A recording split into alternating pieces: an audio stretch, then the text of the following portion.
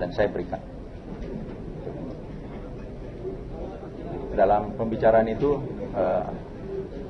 seperti juga tidak ada yang saya rasa dikurangi, persis seperti apa yang diputar kemarin malam. Saya izinkan sedikit meragakan, Pak. Waktu saya masuk, HP saya taruh di atas meja dan sudah dalam posisi terekam. Posisi duduk, kalau saya boleh gambarkan, mohon maaf, di meja yang mulia ketua itu adalah kepala meja di mana duduk ketua DPR. Mejanya di lantai 21 itu memang bisa untuk 12 orang, jadi cukup besar. Kemudian saya duduk di sebelah kirinya ketua DPR dan sebelah kanannya adalah Saudara Reza. HP saya taruh di atas meja dan dalam posisi on, merekam. Tidak ada berhenti sedikit pun sampai dengan selesai pembicaraan. Substansinya persis seperti apa yang didengarkan tadi malam, kemarin malam. Tidak ada yang kurang. Jadi ini mungkin sedikit kronologis sampai dengan perekaman. Kalau yang mulia Bapak yang mulia mengizinkan saya teruskan sampai dengan kenapa saya menyerahkan rekaman kepada ya, nanti saja Pak, lanjutkan saja. Nanti saja. Baik, silakan. Terima kasih yang mulia. Setelah mendengarkan, mungkin izinkan biar pendek, saya tidak usah membahas isi rekaman, nanti dalam pendalaman saja. Setelah saya mendengarkan rekaman-rekaman itu, maaf, saya lompat. Pada saat pembahasan bercerita macam-macam, kalau yang mulia pimpinan dan yang mulia anggota mendengarkan, menjelang terakhir sampai menjelang pertengahan sampai dengan terakhir, saya lebih banyak diam. Saya jadi pendengar saja, asik sekali. Dan saya lihat pantas ini pembicaraan ini dibicarakan di sini. Ini sudah menyangkut banyak hal yang kalau memang mau hanya membahas bisnis, ya bisnis saja. Kalau memang mau mencarikan solusi-solusi tentang perpanjangan kontrak dari Bapak Ketua DPR RI, ya itu saja. Tetapi sudah melebar. Akhirnya kalau yang mulia mendengarkan, saya berupaya menghentikan pembicaraan itu setelah lebih dari hampir 2 jam. Lebih dari 2 jam. Tolong didengar Pak, di terakhir itu saya 2 kali mengucapkan terima kasih Pak waktunya, karena saya mau menghentikan pembicaraan, karena sudah kesana kemari pembicaraan itu, dan insting naluri saya dengan profesi saya terdahulu, saya melihat ini sudah tidak pantas ini dibicarakan oleh seorang pengusaha dengan seorang pimpinan lembaga negara. Akhirnya yang kedua baru saya bisa menghentikan. Terima kasih Pak waktunya, saya sambil berdiri dan saya pamit untuk keluar. Kebetulan beberapa hari kemudian prinsipal datang ke Indonesia, Jimbo Moffett datang ke Indonesia, itu hanya selang beberapa hari, kalau tidak salah hanya selang 2-3 hari. Karena di situ ada menyangkut masalah permintaan saham 20%. Karena memang kami ini di Freeport ini ada divestasi saham saat ini kan 9,36% dimiliki oleh BUMN. Masih ada sisanya itu menjadi Go Public International dan akan menjadi 30%. Saya sampaikan kepada prinsipal Jimbo Moffett, Pak Moffett, Ketua DPR RI bersama rekannya Saudara Reza menyampaikan kepada saya bahwa meminta untuk bisa mendapatkan saham sekitar 20% dan juga meminta PLTA proyek PLT, karena kami akan membangun proyek PLTA untuk kelanjutan operasional di tambang bawah tanah PLTA Urumuka yang nilainya lebih kurang 2,1 miliar dalam perhitungan. Jim Bob Moffett menyampaikan, kalau kamu memasukkan saya dalam penjara, kamu lakukan itu. Dia menyampaikan kepada saya, itu jawabannya dia, sangat pendek. Kamu memasukkan saya dalam penjara, lakukan itu. Saya kena FCPA. Saya jawab, saya juga kena FCPA. Dan saya juga kena hukum Indonesia. Karena kami pegawai-pegawai atau karyawan Freeport ini tidak bisa lepas juga dengan FCPA. Karena pada saat kami tanda tangan kontrak juga kami terkena aturan. Jadi kami kan akan kena aturan di Indonesia dan juga FCPA. Saya memutuskan memang kenapa saya segera melaporkan begitu Jim Bob Moffett datang. Karena saya khawatir, jangan-jangan di belakang saya, karena pengakuan dari Ketua DPR RI ini akan berhubungan dengan Menko Polhukam, maaf, pada saat itu masih Kepala Staf Presiden untuk mengurus masalah ini. Saya khawatir nanti bisa-bisa saya di belakang dipelintir bahwa sudah ketemu dengan Presidir Freeport dan memberikan signal untuk mendapatkan baik itu PLTA Urumuka maupun saham. Tidak mungkin, Pak. Kewenangan untuk memutuskan saham bukan kewenangan Presidir PT Freeport Indonesia. Karena saham yang akan berkurang persentasinya adalah saham internasional itu.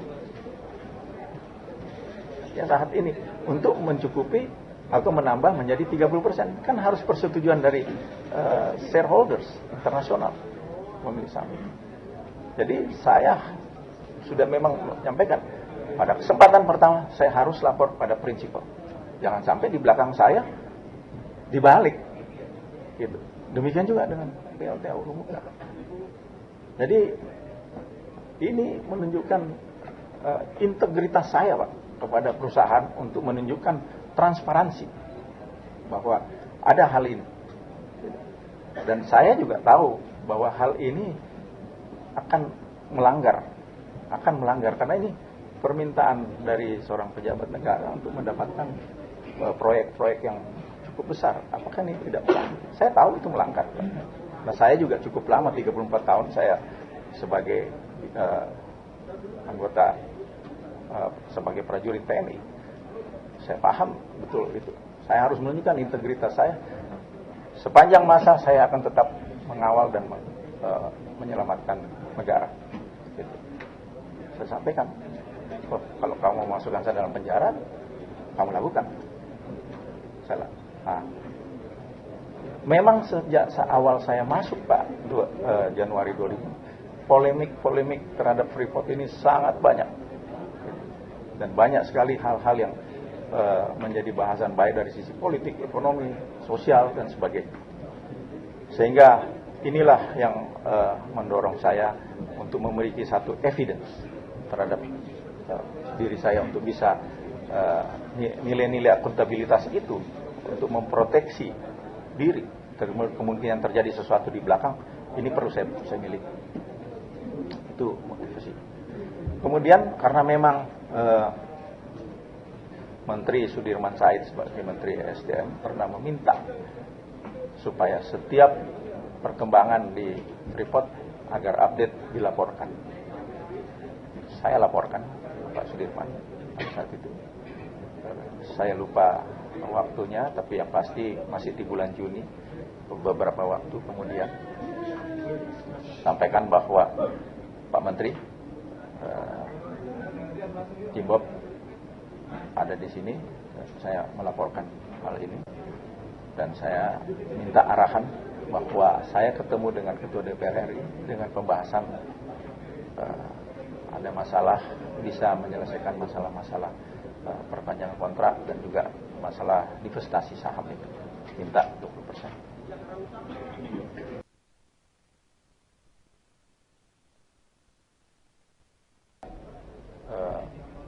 Datang lagi Jim Bob yang mungkin yang mulia pimpinan dan yang mulia anggota mengikuti berita Jim Bob datang bertemu dengan Presiden pada saat itu. saya tidak hadir pada pertemuan itu. Pak Menteri juga kembali meminta Maruf berikan sama saya, itu mungkin bulan-bulan Oktober, berikan kepada saya rekaman lengkap. Ini akan saya gunakan sesuai dengan struktur yang ada.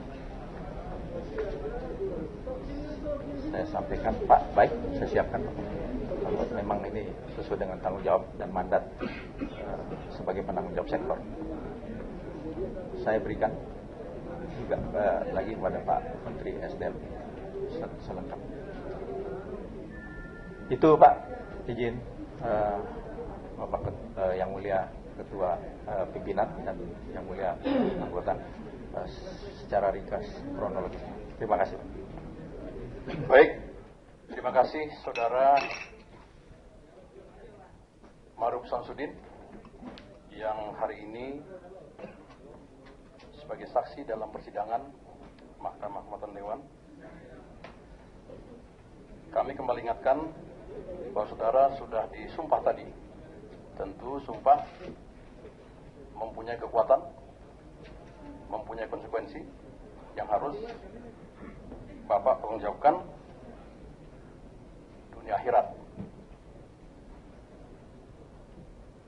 Sesuai dengan Peraturan DPR RI nomor 2 tahun 2015, pasal 26 ayat 1, Mahkamah Kehormatan Dewan dapat mengumpulkan alat bukti baik sebelum maupun pada saat sidang Mahkamah Kehormatan Dewan ini. Untuk itu, kami menanyakan kepada saudara, apakah ada bukti yang akan disampaikan dalam persidangan ini sebelum nanti kami lanjutkan pendalaman kepada mahkamah ini. Yang mulia pimpinan dan yang mulia para anggota, saya kesempatan ini juga izin untuk melaporkan dan menyampaikan. Saya sejak semalam sudah dimintai keterangan oleh pihak Kejaksaan Agung, dalam hari ini dari Jampitsus, sampai dengan dilanjutkan tadi pagi. HP yang saya pakai pada saat merekam, pada saat itu sudah diminta oleh tim penyelidik Kejaksaan Agung untuk digunakan sebagai bahan pendalaman teknis. Ya, disitulah pembicaraan bagaimana saya merekam dengan HP itu. HP itu sangat mudah dipakai dan gampang untuk dipakai untuk merekam. Dan saat ini sudah diambil. Tetapi saya melakukan kopi isi rekaman lengkap itu, Pak, sebagaimana yang didengarkan tadi malam. Tapi kalau masternya, HP saya sudah istilahnya dipinjam untuk penyelidikan pendalaman lebih lanjut. Dan surat undangan kepada saya untuk lanjut lagi membuat berita acara sudah saya terima, dan direncanakan setelah pelaksanaan MKD ini malam ini saya akan lanjut lagi memberikan penjelasan dalam rangka membuat berita acara. Baik, saudara saksi, ada nggak bukti tanda terima dari Kejaksaan Agung bahwa saudara sudah menyampaikan ya alat bukti original dalam bentuk handphone tersebut, ya, dalam handphone ya, kepada Kejaksaan Agung? Kalau ada, tolong diserahkan kepada kami. Yang pertama. Yang kedua, karena kemarin kami sudah meminta keterangan saudara pengadu Sudirman Said dan sudah menerima juga bukti rekaman duplikat yang dari saudara saksi sudah kami putarkan juga. Nah, untuk hari ini tentu kami memerlukan ya hasil rekaman yang langsung kami terima dari saksi sebagai yang merekam pada tanggal 8 Juni tahun 2015 di lantai 21 ya? Ada? Pada saat diambil HP-nya Pak, kami ada tanda tangan, tapi saya minta tanda tangan itu dijawab oleh tim intel dari Jampitsus, mengatakan Pak,